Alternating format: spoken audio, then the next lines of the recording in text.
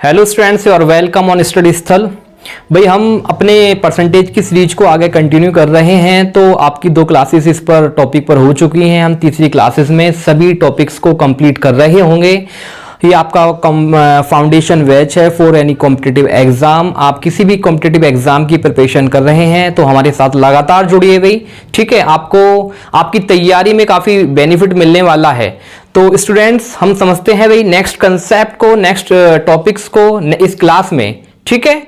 तो भाई हमने जान लिया है कि अपनी मैथमेटिक्स को हम कैसे इंटरेस्ट जनरेट कर सकते हैं, ठीक है। नेक्स्ट बात यह है कि हमने कुछ कंसेप्ट्स को समझा था, उस बात को भी हम जानते हैं भाई।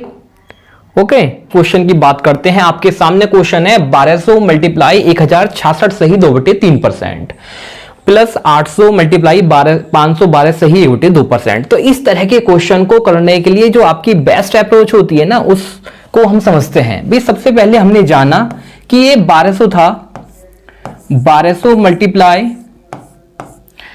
1066 सही 2/3% है। तो हम 1066 सही 2/3% की वैल्यू को समझ चुके हैं। 1000 से ही 66 सही 2/3% ज्यादा है। 1000% का मान होता है 10 और 10 प्लस के 2/3, क्योंकि 66 सही 2/3% का मान होता है 2/3। तो 10 30 और 2 कितना आ जाएगा भाई? 32/3 आ जाएगा। फिर हमें इसी तरह से नेक्स्ट वैल्यू को फाइंड करना है, निकालना है। देखिए भाई 512 सही 1/2% है। तो हमने जाना है कि ये 500% से ना 12.5% अधिक है। और आप जानते हैं कि 500% का मान 5 होता है और 12.5% का मान 1/8 होता है। तो कितना आ जाएगा भाई? 8 पंजे 40 और 1 41/8 आ जाएगा। तो हमने आगे से सोल्व करा, कितना आ गया भाई? 41/8। नेक्स्ट आप इसे सिंप्लीफाई कर रहे होंगे तो इसे 400 बार जाना है ये, ठीक है। अब आगे क्या कर रहे होंगे? 3200 का 128 प्लस कितनी बार जाएगा ये भाई? 100 बार। तो कितना जाएगा? 4100। अब हमें दोनों को ऐड करना है भाई। तो ये 12800 है, 4100 है, 12000 और 4000 1600, 800 1 900। तो कितना जाएगा भाई? 16900 इस क्वेश्चन का आंसर आ रहा होगा। तो इस तरह के क्वेश्चन को हम किसी भी कॉम्पिटिटिव एग्जाम में देख सकते हैं। आपके ऐसे क्वेश्चन को करने का एक बेस्ट अप्रोच रही होगी भाई, ठीक है। तो हम इस माध्यम से सारे क्वेश्चंस को आगे कर सकते हैं भाई, ठीक है। ये आपके प्रीवियस ईयर क्वेश्चन है भाई, ठीक है। यानी काफी बार इस तरह के क्वेश्चंस आपके एग्जाम में देखे जा सकते हैं और जो आपके अपकमिंग एग्जाम में उनमें भी ऐसे क्वेश्चंस आने की काफी संभावना है। You are getting my point? Okay. तो भाई हम इस पे समझते हैं कि यदि एक संख्या का 537 सही 1/2% इसी संख्या में जोड़ने पर परिणाम जो है ना वो 4590 प्राप्त होता है, तो वह संख्या क्या है, वह वैल्यू क्या है, उस नंबर को आपको बताना है। सबसे पहले ये समझते हैं भाई इस क्वेश्चन का एक बेसिक कंसेप्ट ये हो सकता है कि मान लीजिए कि संख्या ना x है। संख्या आपकी कितनी है? x। यदि इस संख्या का 537 सही 1/2% इसी संख्या में जोड़ने पर, कितना? 537 सही 1/2% इसी संख्या में हम जोड़ रहे हैं भाई। यानी इसी संख्या का 537 सही 1/2% इसी संख्या में जोड़ने पर, ऐड करने पर प्राप्त कितना हो रहा है भाई? 4590 प्राप्त हो रहा है, ठीक है। तो हम आगे कर क्या रहे होंगे कि हम जानते हैं 537 सही 1/2% का मान कितना होता है जी? तो 500% से 37.5% ज्यादा है। 500% से 37.5% ज्यादा है। 500% का मान कितना आ गया भाई? 5 और 37.5% का मान हमने जाना था 3/8 होता है। तो 8 पंजे 40 और 3 कितना आ गया भाई? 43/8 आ गया, ठीक है। तो हम आगे क्या लिख रहे होंगे?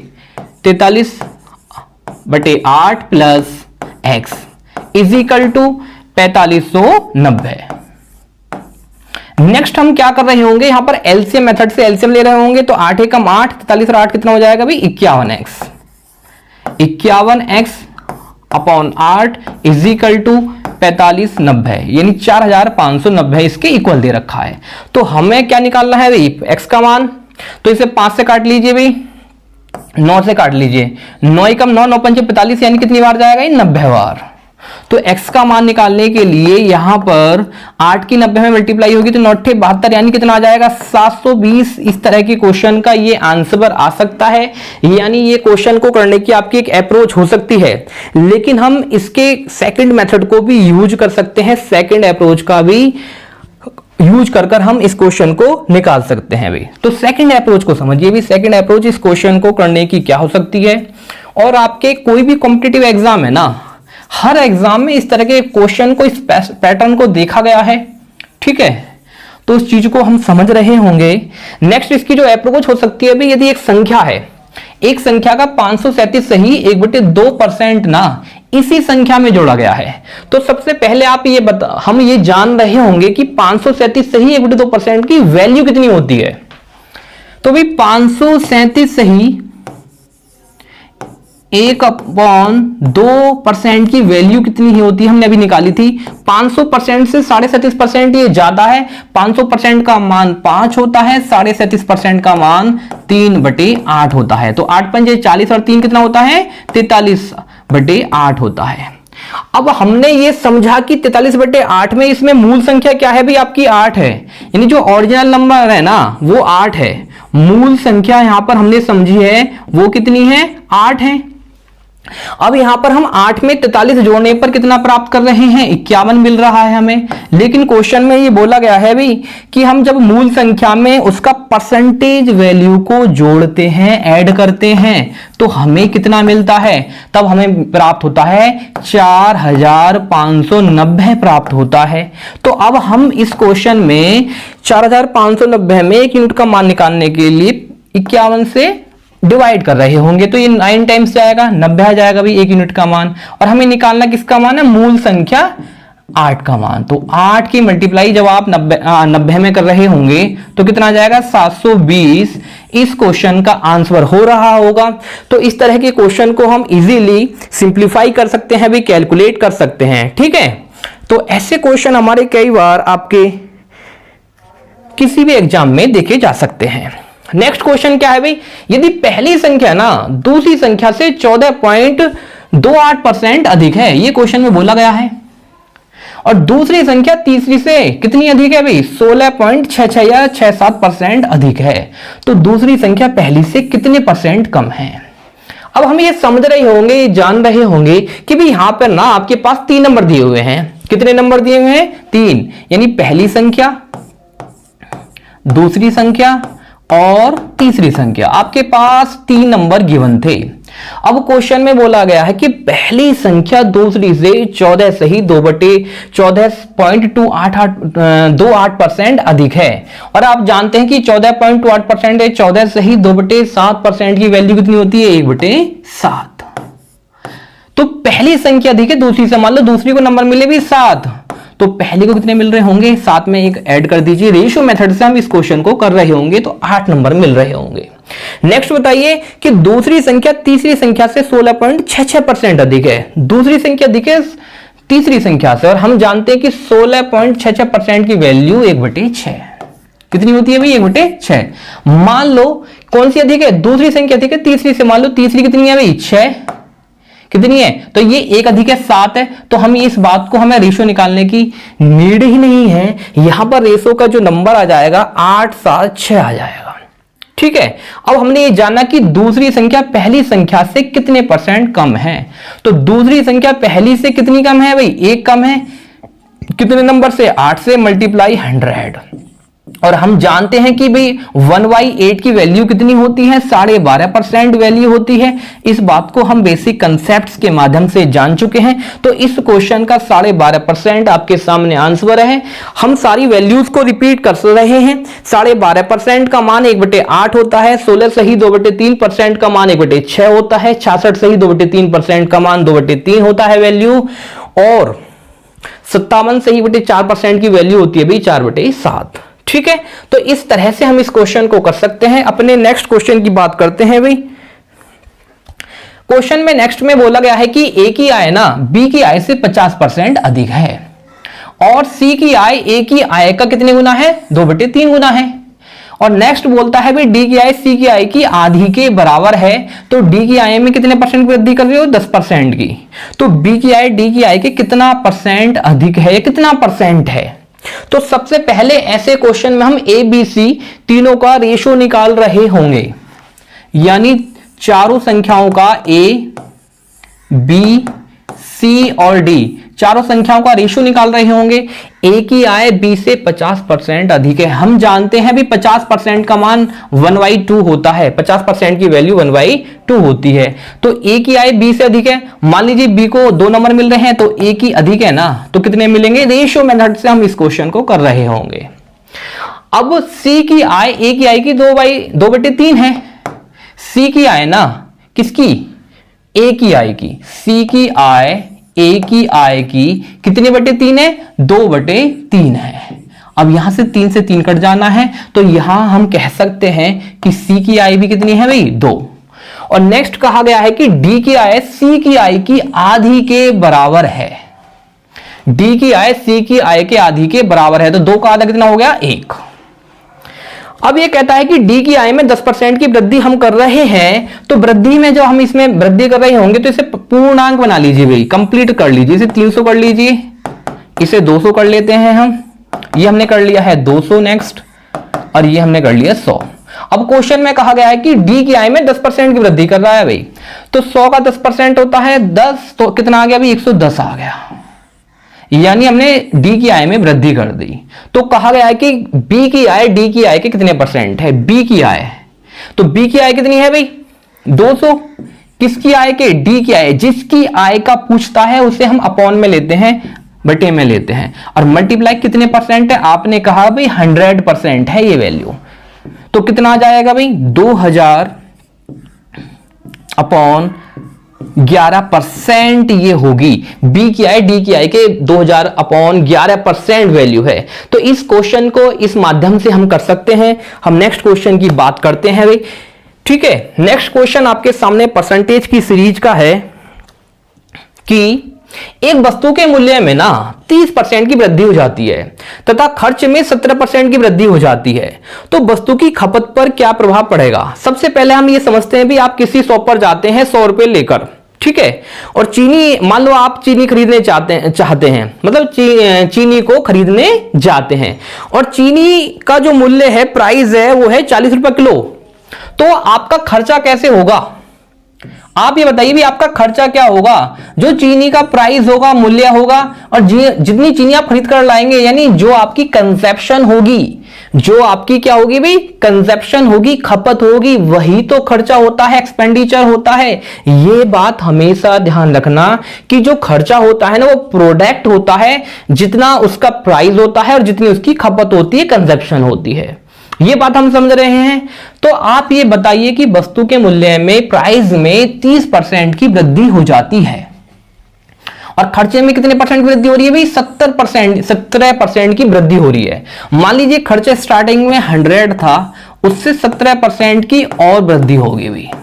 कितने परसेंट की वृद्धि होगी, 17% की।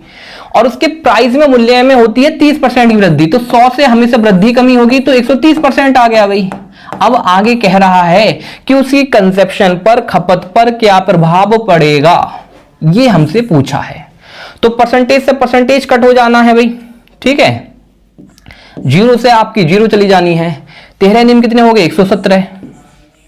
तो कंजप्शन कितनी आ रही होगी, 10 में 9 की मल्टीप्लाई कर रहे होंगे तो 90 है। अब हमने ये समझा कि ये 100 से कितने परसेंट कम है, 100 से ये 10% कम है, तो 10% की क्या हो रही होगी, कंजप्शन में कमी हो रही होगी। 10% की कंजप्शन में कमी हो रही होगी। कितने परसेंट की हो रही होगी भाई, 10% की इस क्वेश्चन में कमी हो रही होगी। तो हमारा आंसर बी बन रहा होगा। नेक्स्ट की बात करते हैं भी। नेक्स्ट क्वेश्चन है आपके सामने कि एक आयत है, आयत की लंबाई 16 से ही 2/3% कम कर दी जाती है, और उसकी चौड़ाई को कितने परसेंट की वृद्धि की जाए। क्वेश्चन में पूछा गया है कि उसके क्षेत्रफल पर, एरिया पर कोई इफेक्ट ना पड़े। अब आप एक बात बताइए, एक आयत होता है, आयत का जो एरिया होता है क्या होता है भाई, लेंथ इंटू विड्थ, यानी लंबाई में हम चौड़ाई की मल्टीप्लाई करते हैं तो आपका आयत का क्षेत्रफल बनता है भाई। क्या बनता है? आयत का क्षेत्रफल। अब लंबाई और चौड़ाई एक दूसरे के प्रोपोर्शन में है भाई, मल्टीप्लिकेशन में है, और रेशो के मेथड से हम इस क्वेश्चन को कर रहे होंगे तो उसमें प्रोपोर्शन के माध्यम से इक्वल वैल्यूज आती है। अब आप ये बताइए, आयत की लंबाई को 16 से ही 2/3% कम कर दिया जाता है, और हम जानते हैं कि 16 से ही 2/3% की वैल्यू 1/6 होती है। यानी पहले लेंथ 6 थी, एक की कमी हो गई, कितनी आ गई? 5। यही इफेक्ट आपकी चौड़ाई, इसकी आयत की चौड़ाई पर भी पड़ रहा होगा, वही सेम इफेक्ट आयत की चौड़ाई पर भी पड़ रहा होगा। तो उसके क्षेत्रफल पर क्या इफेक्ट पड़ेगा? वो कह रहे हैं कि कितने परसेंट की वृद्धि कर दी जाए भाई। तो हम वृद्धि करने के लिए 6 से 5 हुई, तो यानी हम 1 की वृद्धि कर देते हैं भाई। अगर हम 1 की वृद्धि करते हैं इस वैल्यू से 5 से, तो उतना वैल्यू आपस में कोरिलेट कर रही होगी। 100 से 5 को जब आप डिवाइड कर रहे होंगे तो 20% का, यानी हमें 20% की इसकी चौड़ाई को, आयत की चौड़ाई को इंक्रीज करना होगा, जिससे कि उसके एरिया में, क्षेत्रफल में कोई इफेक्ट ना पड़े। इस बात को हम समझ रहे होंगे। ये आपकी रेशियो अप्रोच होती है किसी भी क्वेश्चन को करने की, ठीक है। यानी इस तरह के क्वेश्चन भी आपके एग्जाम में कई बार देखे जाते हैं भाई, और जो आपके अपकमिंग एग्जाम में, उनमें भी आपके इस ऐसे क्वेश्चन आने की संभावना है। नेक्स्ट क्वेश्चन है कि गोले की त्रिज्या को ना 10% बढ़ा दिया जाता है, 10% इंक्रीज किया जाता है अभी गोले की रेडियस को, तो उसके आयतन पर, उसके वॉल्यूम पर क्या इफेक्ट पड़ेगा गोले के? सबसे पहले बताइए भाई, गोला का जो वॉल्यूम होता है ना, वो कितना होता है? गोले का वॉल्यूम होता है 4/3 पाई इंटू आर की क्यूब। अब क्वेश्चन में 4/3 पाई क्या है? कांस्टेंट वैल्यू है। रेशियो में कांस्टेंट वैल्यू से इफेक्ट नहीं आता है, उसे हम कंसीडर नहीं करते हैं, उसे हम जोड़ते नहीं हैं, उसकी वैल्यू को हम मानते नहीं हैं। हमें रेडियस से मतलब है, और गोले की रेडियस को 10% बढ़ाया जाता है। और आप जानते हैं कि 10% का मान 10/100 यानी 1/10 होता है। तो आप क्या मुझे बताएंगे, यानी रेडियस पहले कितनी थी? 10, फिर 1 यूनिट बढ़ा दिया, कितनी आ गई भाई? 11 हो गई। तो इसका जो वॉल्यूम आने वाला है, क्या इसका जो आयतन आएगा, आयतन क्या होता है? आर की क्यूब, यानी 10 का घन कितना हो गया, क्यूब कितना हो गया? 1000। 11 का क्यूब कितना हो गया भाई? 1331। तो हमने यहां देखा 1000 से वॉल्यूम, आयतन 1331 हो गया। कितने यूनिट बढ़ा भाई? 331 यूनिट बढ़ा। कितने पर बढ़ा? 1000 की वैल्यू पर बढ़ा। मल्टीप्लाई कितना? 100%। ठीक है, तो हमने यहां समझा 2 0 कट गई, कितना आ जाएगा भाई? ये पॉइंट ऊपर जाकर लग जाएगा, तो कितना आना है? 33.1% की ये वैल्यू आ रही होगी।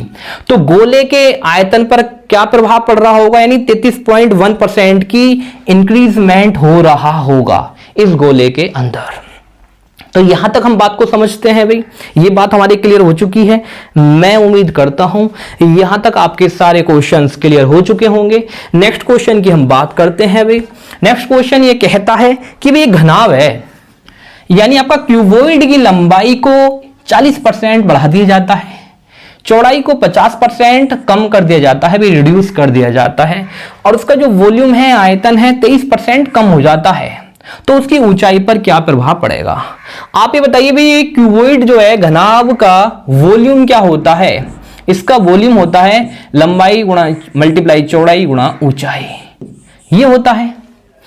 अब यहां पर ये हमें समझना होगा कि इसके आयतन में 23% की कमी हो रही है भाई, रिड्यूस हो रहा है। पहले 100% आयतन था, 100 से 23% की कमी हो गई, तो 100 में 23% कम हो गया, अभी 77% इसका वॉल्यूम बचा। यहां तक बात क्लियर है। अब घनाभ की लंबाई को, इसकी लेंथ को 40% बढ़ा दिया, तो 100 से 40% बढ़ाने पर कितना आता है? 140। इसकी चौड़ाई को 50% कम कर दिया, 100 से 50% कम करने पर कितना आता है? 50% ही आता है। तो इसकी ऊंचाई पर क्या इफेक्ट पड़ेगा, यानी इसकी ऊंचाई आपसे पूछी है। ठीक है, तो इस तरह के क्वेश्चन को हम समझ रहे होंगे। देखिए भाई, सबसे पहले 0 से 0 कट जाती है, 2 0 से 2 0 कट जाएंगी। ठीक है, अब ये परसेंटेज वैल्यू से परसेंटेज वैल्यू ये कट जाएगी, ये बचेगी, अपन 100 कहां पहुंच जाएगा इधर, तो 7 से काट लीजिए भाई, 7 दूनी 14, 7 से कितनी बार जाएगा ये 11 बार, ठीक है। अब ये परसेंटेज वैल्यू है 100, यहां पहुंच गया, 100 कहां पहुंच गया भाई यहां पर, तो 5 से कितनी बार जाएगा ये, 5 से जाएगा भाई ये 20 बार, 20 पंजे 100, और 2 से 20 कितनी बार जाएगा ये 10 बार, तो 11 शाम कितना आ गया 110%। तो हम ये कह सकते हैं कि जो उसकी ऊंचाई है 100 से कितने परसेंट ज्यादा हो गई, तो 10% उसकी हाइट को इंक्रीज किया जाता है। घनाभ की क्यूबॉइड की हाइट जो है ना वो 10% इंक्रीज हो जाती है जब आपका ये कंसेप्ट अप्लाई होता है। यहां तक हम बात को क्लियर कर रहे हैं, ठीक है भाई। अब हम नेक्स्ट क्वेश्चन की बात करते हैं। आप चीजों को यूं ही समझते रहिए हमारे साथ भाई, इसी तरह से आप जोड़ते रहिए अपनी चीजों को, अपनी तैयारी को बेटर करने के लिए, ठीक है, क्योंकि मंजिलें उन्हीं को मिलती हैं जिनके सपनों में जान होती है। पंखों से कुछ नहीं होता, हौसलों से उड़ान होती है। इस बात को हम समझते हैं भाई। नेक्स्ट क्वेश्चन आपके सामने है कि एक व्यक्ति ना अपनी आय की 75% राशि खर्च कर देता है और उसकी आय कितनी परसेंट बढ़ जाती है भाई, 20% बढ़ जाती है, और वह अपने खर्चे में कितने परसेंट की वृद्धि करता है, 15% की। तो उसकी बचत में, उसकी सेविंग में क्या इफेक्ट पड़ेगा। इस टाइप के क्वेश्चन को हम पहले भी डिस्कस कर चुके हैं। सबसे पहले हमें समझना होगा क्या कि भाई आपका ना, ये बताइए, खर्चा यानी आपकी जो इनकम होगी, इनकम कैसे जनरेट होगी, आय कैसे निकलेगी, जितना आप खर्चा कर रहे होंगे और जो आपकी बचत होगी, जो आपकी सेविंग होगी। सपोज डेट आप किसी कंपनी में वर्क कर रहे हैं, आपको 30,000 रुपए मिलते हैं, 30 में से आपने 20,000 रुपए का खर्चा कर देते हैं, तो 10,000 रुपए आपकी बचत होती है, ठीक है। यानी जो आपकी इनकम आती है, आय आती है, वो आपके खर्चे और बचत के संयोग से मिलती है, योग से बनती है, जोड़ से बनती है। इस बात को हमने ये समझा है। अब एक व्यक्ति अपनी आय का 75% राशि खर्च कर रहा है भाई, यहां पर ये जानिए कि 75% उसने खर्च कर दी। अब हम इस क्वेश्चन को रेशो के कंसेप्ट से कर रहे होंगे, तो 25% वह राशि बच रही होगी, उसकी बचत रही होगी भाई, ठीक है। परसेंटेज से परसेंटेज कट जाना है, इसे और सिंप्लीफाई कर लीजिए भी, 25-75 यानी रेशो आ गया 3:1 का। यानी हम ये कह सकते हैं कि उसने 3 रुपए का खर्चा किया भाई, और 1 रुपए की उसकी सेविंग आई। जब उसने 3 रुपए का खर्चा किया, 1 रुपए की सेविंग आई, तो उसके पास इनकम कितने की रही होगी, 4 रुपए की। इस बात को हमने समझा। अब इससे हमें कंसेप्ट को आगे समझने के लिए आप इसे एक काम कर लीजिए भी, इसे 300 कर लीजिए, इसे 100 कर लीजिए, तो कुल मिलाकर आपकी इनकम 400 आ रही होगी भी। कितनी इनकम आ रही होगी, 400, ठीक है। ये वैल्यू हमने समझी है, यानी आपकी इनकम कितनी हो जानी है भाई, 400, क्योंकि आपने 300 रुपए का खर्चा किया है, 100 रुपए की बचत की है, तो आपकी आ गई आय 400 रुपए। अब क्या आप मुझे एक बात बता सकते हैं कि आपकी आय तो है, आय में 20% और बढ़ गए और खर्चे में 15% की वृद्धि होगी, इंक्रीज हो गया। जब आपकी आय 20% बढ़ जाती है तो 400 का 20% होता है 2080 यानी 80 रुपए। 400 का 20% होता है 80 रुपए, यानी 480 रुपए आपकी इनकम आ गई। और खर्चा कितना है भाई, खर्चा एक्सपेंडिचर में 15% वृद्धि होती है, तो 300 का 15% होता है 45। 300 का 15% कितना होता है जी, 45। परसेंटेज से परसेंटेज कट जाएगा, 15 दिया 45, कुल मिलाकर 345 आपका नया खर्चा आ गया, एक्सपेंडिचर आ गया। तो आप मुझे बताइए भी सेविंग में कितने परसेंट की, बचत में कितने परसेंट की वृद्धि होगी। 480 आय में से 345 का जब हम खर्चा घटा रहे होंगे, माइनस कर रहे होंगे, तो कितना आना है इसकी बचत, 10 में से 5 गया भी 5, 7 में 4 गया 3, ठीक है, और 4 में 3 गया 1, 135। तो हमने ये जाना है, ये चीज हम समझ चुके हैं कि बचत 100 रुपए से अब कितनी हो गई भाई, 135 हो गई। तो कितने की वृद्धि हुई, 35 की हुई। कितने पर, 100 पर, तो कितने परसेंट आ रहा होगा, 35% की इसकी बचत को बढ़ोतरी मिल रही होगी, इंक्रीजमेंट हो रहा होगा, ठीक है, ज्यादा हो रही होगी। तो इस तरह के क्वेश्चन में हम काफी चीजों को समझ रहे हैं, ठीक है। तो भी इसी तरह से अपने कंसेप्ट को क्लियर करते रहिए, हमारे साथ जुड़ते रहिए। आप मैथ्स की काफी अच्छी प्रैक्टिस कर रहे हैं my dear students. Next question की हम बात करते हैं भाई। नेक्स्ट क्वेश्चन आपके सामने है कि एक शहर में ना 55%, ये आपका नेक्स्ट टॉपिक है, और इस तरह के टॉपिक में क्वेश्चन में आपसे पूछा क्या जाता है ये हम समझते हैं। यानी ऐसे क्वेश्चन को हम वेन डायग्राम के माध्यम से करना प्रीफर करते हैं, समझते हैं, ठीक है। तो आप ये जानिए भी, एक शहर में 55% व्यक्ति चाय पीना पसंद करते हैं। कितने परसेंट भाई? हमने जाना कि एक शहर में 55% व्यक्ति चाय यानी टी पीना पसंद करते हैं, ठीक है। उसके बाद 50% व्यक्ति कॉफी पीना पसंद करते हैं। 50% व्यक्ति क्या पी रहे हैं? कॉफी पी रहे हैं भाई, यानी कॉफी जो पी रहे हैं वो 50% व्यक्ति पी रहे हैं। लास्ट तीसरी लाइन में कहता है 45% भी दूध पीने वाले व्यक्ति भी हैं। जो मिल्क को कंज्यूम करते हैं वो 45% है। कितने हैं? यानी मिल्क वाले जो हैं वो 45% हैं। इस बात को हमने जाना भाई। अब कहता है भाई 30% ऐसे व्यक्ति हैं जो चाय और कॉफी पीते हैं, दोनों चीज पी रहे हैं। यानी ऐसे कितने हैं भाई? 30% व्यक्ति। यानी हमने ये समझा है 30% ऐसे व्यक्ति हैं जो चाय और कॉफी पीते हैं, और 25% ऐसे हैं जो कॉफी और दूध को पीते हैं। कितने? 25% ऐसे व्यक्ति हैं जो कॉफी और दूध पी रहे हैं, 25%, और 20% ऐसे हैं जो दूध और कॉफी पी रहे हैं, जो मिल्क और क्या चाय पी रहे हैं। कितने परसेंट ऐसे? 20%। इस बात को हमने जाना। और 15% ऐसे व्यक्ति हैं जो तीनों चीजों को पीते हैं भाई, कभी कभार वो तीनों चीजों का ही सेवन कर लेते हैं। कितने परसेंट है? 15%। अब आप मुझे बताइए 30 में से 15 ऐसे जो तीनों ले रहे हैं, तो चाय और कॉफी वाले कितने होंगे? 15 ही तो बचे। यहां पर 25 में से 15 तीनों लेते हैं, तो कॉफी और दूध वाले कितने बचे? 10 बचे भाई। यहां पर कितने बचे? 20 में से 15 गए, 5 बचे। अब सबसे पहले हम ये जानते हैं, हमारा ये बैंड डायग्राम बनकर तैयार हो चुका है, इसी माध्यम से हम इस क्वेश्चन को कर रहे हैं। तो डियर स्टूडेंट, इस बात को बताइए भाई, कितने परसेंट लोग केवल चाय पीना पसंद करते हैं? केवल चाय।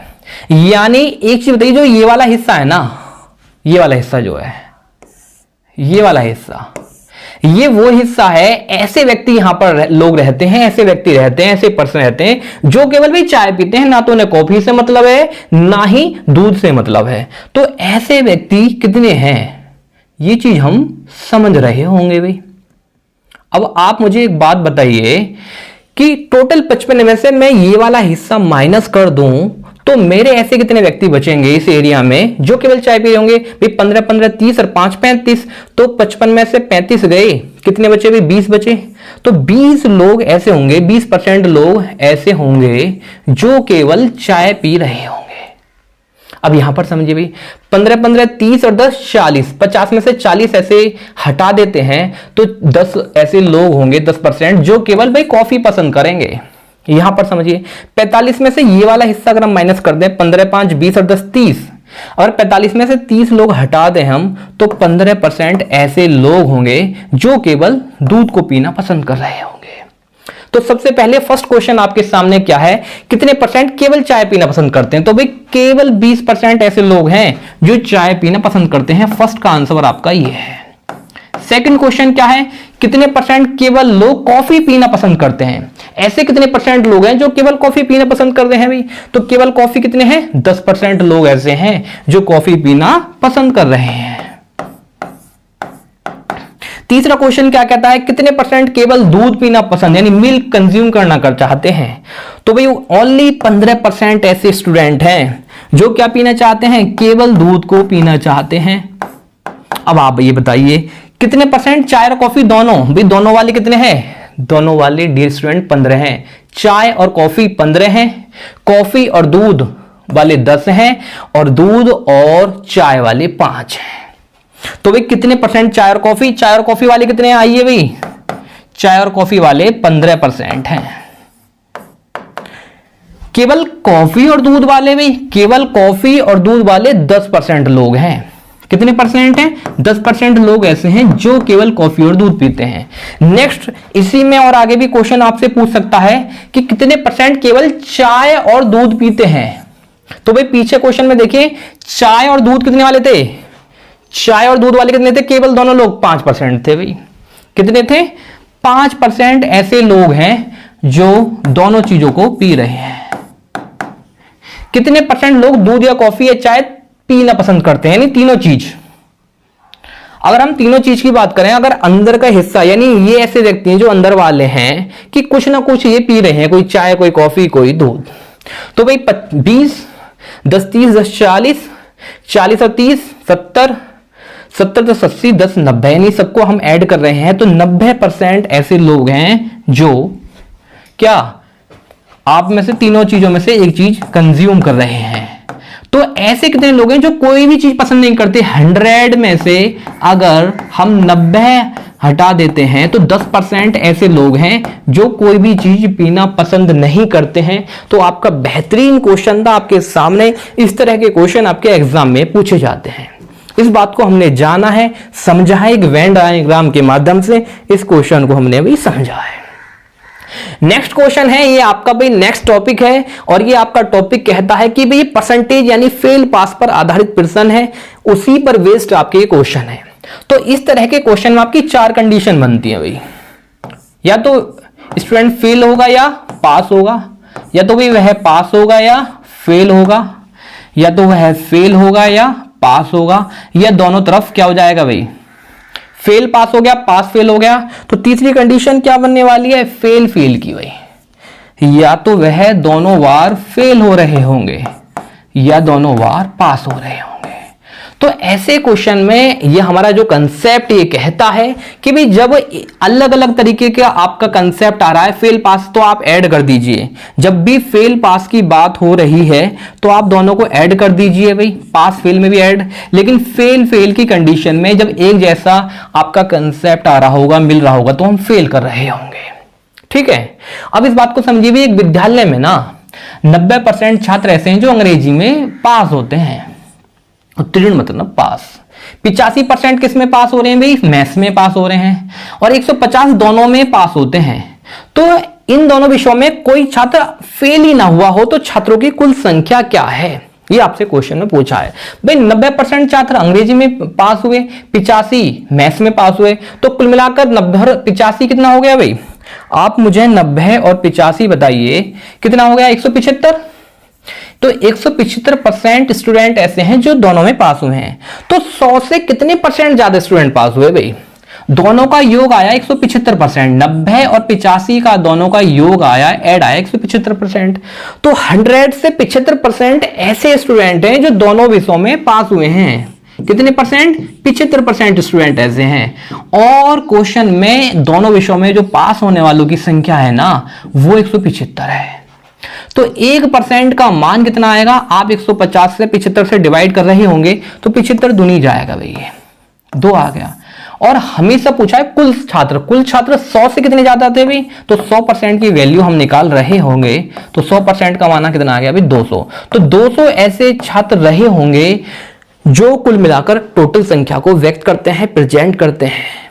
तो यहां से हमने इस क्वेश्चन को जाना है, समझा है भाई। मैं उम्मीद करता हूं यहां तक आपके सभी के क्वेश्चन क्लियर हो चुके होंगे। नेक्स्ट क्वेश्चन की बात करते हैं भाई। नेक्स्ट क्वेश्चन में कहता है कि परीक्षा है, परीक्षा में एग्जाम में 20% अंक प्राप्त करता है एक व्यक्ति स्टूडेंट, और 30 अंकों से बेचारा फिर भी फेल हो जाता है। और दूसरा प्रत्याशी, दूसरा स्टूडेंट 32% अंक प्राप्त करता है और 42 अंक से फिर भी फेल अधिक प्राप्त करता है भाई। 32% ला रहा है तो 42 अंक अधिक ला रहा है, मतलब 42 अंक से वो पास हो रहा है अधिक से। लेकिन जब वह 20% लाता है तो 30 अंकों से फेल हो जाता है। तो पास होने के लिए उससे कितने अंकों का परसेंटेज चाहिए? हमसे परसेंटेज वैल्यू पूछिए। तो इस क्वेश्चन के करने के 2 से 3 तरीके होते हैं। तो heat and trial method, second आपका बेसिक कंसेप्ट, एक होता है आपका रेशियो एंड रियल अप्रोच। हम उसकी बात करते हैं भाई। तो मैंने आपको पहले ये भी बता चुका हूं कि मैथ्स के अंदर इस तरह के क्वेश्चन में आपकी 4 कंडीशन बनती हैं, 4 से 5वीं कंडीशन आपकी नहीं बनेगी। तो यहां पर ये बताइए भाई, फेल पास की कंडीशन में हम ऐड कर रहे होंगे, पास फेल की कंडीशन में जोड़ रहे होंगे, लेकिन पास पास या फेल फेल की कंडीशन में हम माइनस करेंगे जब आपका सेम दे रखा होगा। इस बात को समझिए भाई, ठीक है। तो सबसे पहले ये बताइए कि 20% है भाई, कितना है 20%। 20% एक व्यक्ति लाता है तो वह 30 अंकों से क्या हो जाता है भाई, फेल हो जाता है। 30 अंकों से फेल हो जाता है। जब वह 32% अंक ला रहा है, कितने ला रहा है भाई 32% अंक, तो वह 42 अंक अधिक प्राप्त करता है, मतलब वह पास हो जाता है। तो यहां हम ये समझ रहे होंगे कि भाई 20 से 32% उसका जो सफर तय हुआ है ना, यानी यहां जो उसका डिफरेंस मिला है उसे 12% का। और मैंने कहा था कि फेल पास की कंडीशन में आप ऐड कर रहे होंगे भाई, तो 30 और 12 कितने हो गए 72 हो गए भाई, 30 और 42 सॉरी 72 हो गए। तो हमने ये जाना कि 12% की वैल्यू 72 को प्रेजेंट कर रही है, तो 1% की वैल्यू कितनी होगी भाई 12 72। अब अगर इस क्वेश्चन में एक और क्वेश्चन पूछ लेता कि टोटल परसेंटेज यानी टोटल पूर्णांक हमें कितना है, तो हम 100% की वैल्यू निकाल देते हैं। तो 100% की वैल्यू 600 आ जाएगी।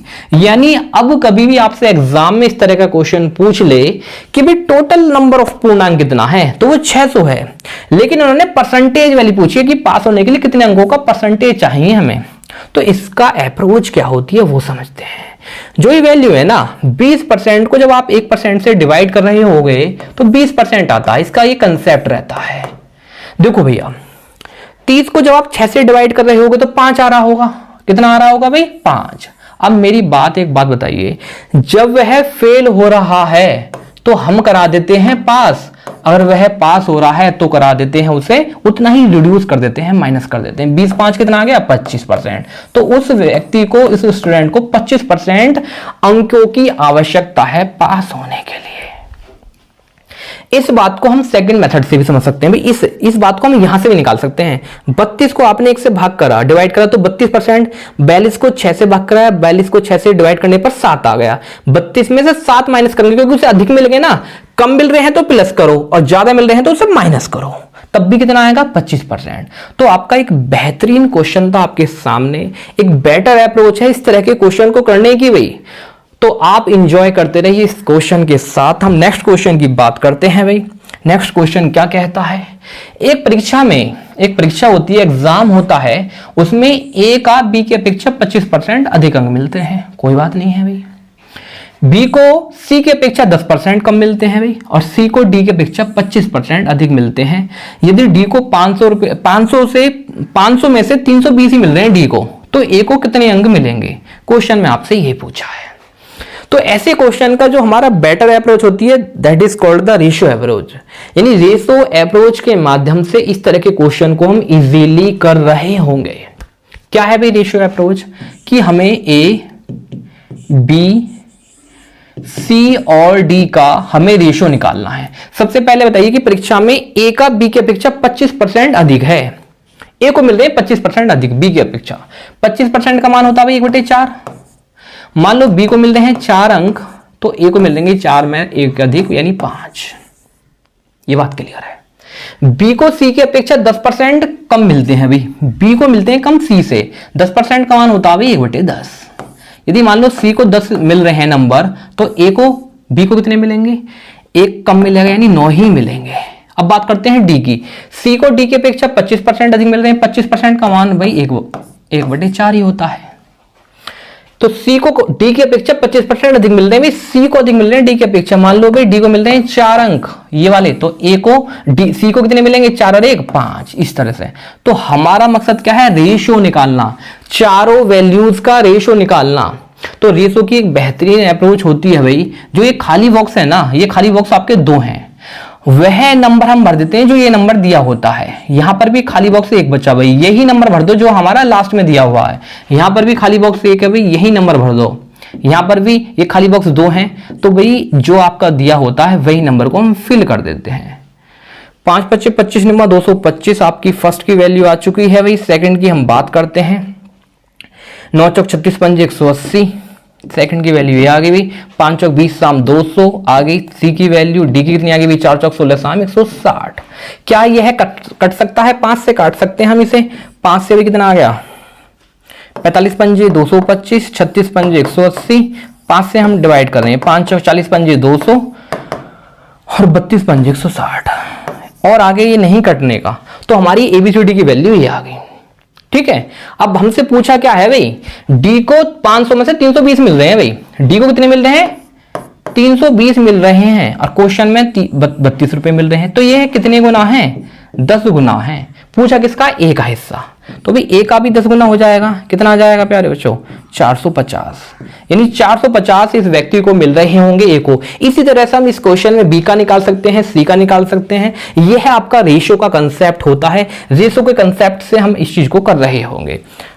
तो भाई इस क्वेश्चन को हम जान चुके हैं, समझ चुके हैं। हम नेक्स्ट क्वेश्चन की बात करते हैं। नेक्स्ट क्वेश्चन आपके सामने है कि एक चुनाव में ना, ये हमने कुछ क्वेश्चंस को चुनाव वाले इलेक्शन वाले क्वेश्चंस को जाना था, समझा था। ये एक और क्वेश्चन है, इस क्वेश्चन की हम प्रैक्टिस कर रहे होंगे। आपके सामने है कि चुनाव में 2 उम्मीदवार हैं और 10% लोगों ने अपना वोट ही नहीं दिया भाई। एक चुनाव में 2 उम्मीदवार थे, 10% लोगों ने वोट ही नहीं दिया और 60 वोट इनवैलिड हो गए, अवैध हो गए। और पहले उम्मीदवार को कुल वोट का 47% मिला, तो उसने दूसरे उम्मीदवार को 308 वोटों से हरा दिया। तो कुल मिलाकर वोट कितने थे, कुल वोटर कितने थे? तो भाई इस क्वेश्चन का जो कंसेप्ट है वो हम समझते हैं। सबसे पहले आप मुझे बताइए कि भाई वोटिंग लिस्ट जो आती है, जब आप वोट डालने जाते हैं, वोट का टाइम होता है, जो आपकी वोटिंग लिस्ट थी यानी मतदाता सूची थी, वो मान लीजिए 100% आती है। ठीक है, लेकिन 10% लोगों ने तो वोट नहीं दिया, तो 100 का 10%, 10 लोगों ने वोट नहीं दिया, 90 लोगों ने ही वोट दिया भाई। लेकिन 60 वोट तो उसमें से अवैध ही थे, लेकिन पहले उम्मीदवार को कुल वोट का 47% मिले, यानी पहले वाले को कुल वोट का 47% मिल रहे हैं भाई। तो दूसरे वाले को यानी ये फर्स्ट था, ये कौन था भाई? फर्स्ट, पहले वाले उम्मीदवार को और ये दूसरे वाले को। तो 90 में से पहले को 47% मिल गए, दूसरे को कितने मिलेंगे भाई? ये भी 90% ही है। देखो 10 में से 7 गया 3 और यहां कितने बचे भाई? 8 में से 4 गए 4, यानी 43% ही मिले। तो आप ये बताइए, पहले को 47 दूसरे को 43, तो कितने से हार जीत हुई भाई? 4% से हार जीत हुई, 4 यूनिट से हार जीत हुई। कितने से हार जीत हुई? 4 से। और क्वेश्चन में कितने से हो रही है? 308 वोटों से हार जीत हो रही है। लेकिन उस 308 वोटों में भी 60 वोट अवैध हैं, 60 यूनिट वोट अवैध हैं। तो जो अवैध है ना, हमेशा ध्यान रखना, इनवैलिड वोट डाल तो दोगे आप, लेकिन हार जीत इनवैलिड पे नहीं हो सकती, सिस्टम ही खराब हो जाना है फिर तो। यानी 60 वोट जो हैं इनवैलिड, उन्हें माइनस कर दो, तो 8 बचा, 10 में से 6 गया 4 और यहां बचा 248। तो 4 यूनिट का मान 248, तो 1 यूनिट का मान कितना आ गया भाई? 4 6 24, 4 6 24 और 4 दूनी 8। तो 1 यूनिट का मान आ जाना है जी कितना? 62। जब 1 यूनिट का मान 62 है, तो हमसे पूछा था कुल वोटर कितने थे। तो हमारे कुल वोटर जब हम निकाल रहे होंगे, तो कुल वोटर कितना आ जाएगा भाई? तो 100 मल्टीप्लाई 62 कितना आ जाएगा? 6200। तो कुल मिलाकर 6200 वोटर होंगे, मतदाता सूची होगी कितनी आ जाएगी? 6200। तो यहां तक हमने जाना है, चीजों को समझा है। ठीक है, एक बेहतरीन अप्रोच के माध्यम से आप ऐसे इलेक्शन वाले क्वेश्चन कर सकते हैं। कुछ और भी क्वेश्चन को और टाइप्स को हमने इलेक्शन में जाना था, जो आपके क्वेश्चन बन रहे थे वे। ठीक है, नेक्स्ट क्वेश्चन की बात करते हैं भी। एक कंपनी ना, ये सेल परचेज के क्वेश्चन होते हैं, इस तरह के क्वेश्चन, ये न्यू टाइप आपका न्यू टॉपिक है। इस तरह के क्वेश्चन सेल परचेज को प्रेजेंट करते हैं भाई। एक कंपनी ने एक विक्रेता को 15,000 रुपए की बिक्री पर 9% का कमीशन दिया भाई, तथा इससे ऊपर की बिक्री पर वो कहता है 7% का कमीशन लो, 7% की कमीशन देता है। एक कंपनी 9% का कमीशन देती है 15,000 की बिक्री तक, और 15,000 से अगर आप ऊपर की बिक्री करते हो तो आपको 7% का कमीशन मिलता है। यदि विक्रेता कुल बिक्री पर कमीशन काटकर कंपनी को 32,250 रुपए दे देता है, तो ज्ञात करो उसने कुल कितने रुपए की बिक्री करी। भाई आप एक बात बताइए, जो विक्रेता है ना, जो सेलर है, सेलर करता क्या है, यानी 15,000 रुपए पर 9% का कमीशन देता है। कितने का कमीशन देता है? 9% का। लेकिन 15,000 से ऊपर की जितनी की भी बिक्री हो रही है उस पर कंपनी विक्रेता को 7% का कमीशन दे रही है। तो हम ये समझ रहे होंगे 9% से 7% यानी 2% का कमीशन विक्रेता ले रहा होगा। कितने पर? इस 15,000 पर। तो 15,000 का 2% कितना आ जाएगा? ये 15 दूनी 30, 300। कितना आ जाएगा? 300। यानी 300 ऐसा है जो कंपनी काटकर, कमीशन काटकर कंपनी को देता है। लेकिन उसे पहले कंपनी को कितना देता था भैया? 32,250 देता था। अब 300 और दे रहा है भाई। 300 कितना दे रहा है? 300। तो कुल मिलाकर अब कितना देगा भैया? 32 और 300 35,250। ये बात क्लियर है? लेकिन आप ये बताइए कि 7% का कमीशन देती है उससे ऊपर की बिक्री पर। मान लीजिए कि टोटल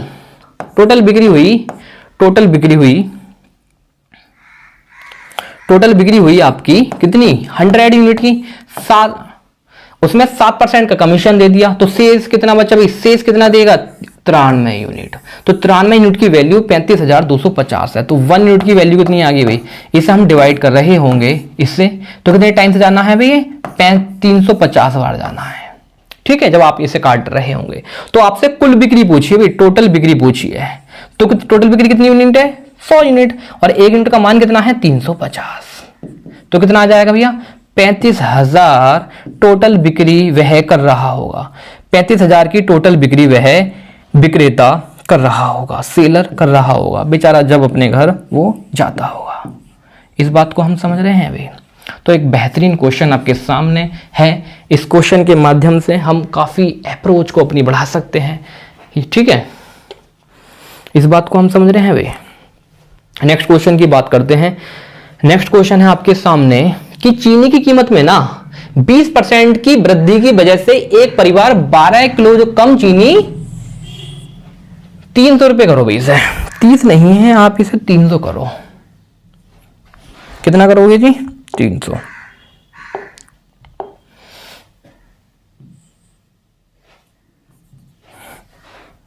इसे आप 300 कर दीजिए। ये 300 है। ठीक है, 300 रुपए में खरीदता है। तो क्वेश्चन में कह रहा है कि वास्तविक खपत यानी ओरिजिनल कंजप्शन क्या होगी, वर्तमान खपत प्रेजेंट कंजप्शन क्या होगी, वास्तविक मूल्य क्या होगा, वर्तमान मूल्य क्या होगा। इस तरह के 4 क्वेश्चन आपके सामने हैं। ये आपका न्यू टॉपिक है। इस तरह के क्वेश्चन को करने के लिए हमारा जो कंसेप्ट होता है वो होता है प्राइस और कंजप्शन पर। एक चीज बताओ भाई, मान लो चीनी का मूल्य है ना 40 रुपए किलो है। ठीक है, तो आप 100 रुपए में 2.5 किलो चीनी खरीद कर ले जाते थे अपने घर पर। हुआ क्या कि चीनी का मूल्य प्राइस जो है 50 रुपए किलो हो गया। तो क्या अब भी आप 100 रुपए में 2.5 किलो चीनी ले जाएंगे? नहीं, अब आप चीनी कम ले जाएंगे क्योंकि प्राइस इंक्रीज हो गया। जब प्राइस इंक्रीज होता है तो आपकी कंजप्शन क्या है? कम करनी पड़ती है। आपका जो क्वांटिटी है वो कम हो जाती है। ये बात आप समझ रहे हैं भाई। अब आप मुझे बताइए, चीनी की कीमत में 20% की वृद्धि हो गई। कितनी की होगी भी? 20% की। हम जानते हैं कि 20% का मान होता है 1/5। चीनी की कीमत में यानी प्राइस पहले 5 रुपए था, फिर 1 यूनिट की वृद्धि हुई तो कितना हो गया भाई? 6 रुपए हो गया प्राइस उसका। तो जो चीनी मिलने वाली होगी, जो कंजप्शन होगा वो क्या हो जाएगा? कम हो जाएगा। जो भाई चीनी मिलने वाली होगी वो क्या हो जाएगा? कम, यानी रिवर्स हो जाएगा, उल्टा अपोजिट हो जाएगा। तो कितना हो जाएगा भैया? 6 और 5। इस बात को हम समझ रहे हैं। तो कितना हो जाएगा भाई? 6 और 5। तो यहां पर पहले वो 6 यूनिट चीनी खरीदता था, 5 खरीद रहा है, तो कितने कम खरीद रहा है भाई? 1 यूनिट। और क्वेश्चन में कह रहा है कि 12 किलोग्राम चीनी वो कम खरीद रहा है भाई। तो सबसे पहले आपसे पूछी थी वास्तविक खपत। वास्तविक खपत क्या होगी भाई? 6 की जब आप 12 में मल्टीप्लाई करेंगे, 12 छिंग 72, उसकी क्या आ रही होगी? ओरिजिनल कंजप्शन आ रही होगी। दूसरा क्वेश्चन पूछा आपसे वर्तमान खपत। वर्तमान कितनी आ जाएगी? 5 की मल्टीप्लाई 12 में कर रहे होंगे तो 12 पंजे 60, उसकी वर्तमान खपत आ रही होगी। नेक्स्ट पूछा आपको वास्तविक मूल्य भाई। तो आपने कितने रुपए खर्च करे? 300 रुपए खर्च करे भाई आप। 300 रुपए में से वास्तविक खपत कितनी है आपकी? 72। ठीक है, लेकिन वर्तमान मूल्य क्या निकालने के लिए आप वर्तमान खपत से आप भाग कर रहे होंगे 60 से। तो वर्तमान खपत कितनी आ जानी है भाई? 30 को 0 से 0, इस 0 से 0 कट गई, 30 को 6 से मल्टीप्लाई करोगे तो 5, यानी 5 रुपए प्रति किलोग्राम वर्तमान मूल्य है उसका, और वास्तविक कितना आ जाएगा, इसे काट लो भाई। किससे काटोगे? 18 दूनी 18 से तो कटेगा ही नहीं है, 6 से 12 बार गया, 6 पंजे 30, 50/12 आ गया भाई। 6 पंजे 30, 6 से 12 72, 4 से काट लो, 2 से काट लो, 2 से 6 बार है और 2 से 25 बार, तो 6 चौक 24, तो 6.25 आ जा रहेगा लगभग। तो 6.25 रुपए प्रति किलोग्राम इसकी वास्तविक प्राइस हो रहा होगा, ओरिजिनल प्राइस हो रहा होगा, और प्रेजेंट प्राइस जो होगा उसका 5 रुपए प्रति किलोग्राम होगा। ये बेहतरीन क्वेश्चन है आपके सामने। इस क्वेश्चन के माध्यम से हमने सारी चीजों को जाना कि वास्तविक खपत क्या होती है, वर्तमान खपत क्या होती है, वास्तविक मूल्य क्या होता है, वर्तमान मूल्य क्या होता है। एक ही कंसेप्ट के माध्यम से, रेशियो के माध्यम से हम सारे क्वेश्चन को कर रहे हैं। यह है आपकी बेस्ट अप्रोच है भाई इस तरह के क्वेश्चन को करने की। नेक्स्ट आपका है कि भी एक 20 किलोग्राम का ताजा तरबूज है, 96% उसमें पानी है, 5 दिनों के बाद होता क्या है, वह सूख जाता है, तो और पानी कम होकर 95% रह जाता है। तो सूखे हुए फल का वजन बताइए भाई, जो ड्राइड है, जो रह गया। तो सबसे पहले ऐसे क्वेश्चन को करने के लिए आपकी एक बेस्ट अप्रोच होती है, उस अप्रोच को हम समझते हैं। आपकी अप्रोच ये होती है कि भाई आपको रेशियो में ना आपको बराबर करना है। जो चीज चेंज हो रही है भाई, पानी 96% था और 5 दिन के बाद और कम हो गया, तो पानी चेंज हो रहा है, लेकिन जो उसका सेकंड जो बचा हुआ पार्ट है ना वो बराबर है, तो उसी पार्ट को लो ना जो चेंज नहीं हो रहा। तो भाई 20 किलोग्राम ताजे तरबूज में इसका जो बेस्ट अप्रोच है ना, 20 किलोग्राम ताजे तरबूज में 96% पानी है, तो शेष भाग कितना बचा भैया, 4%।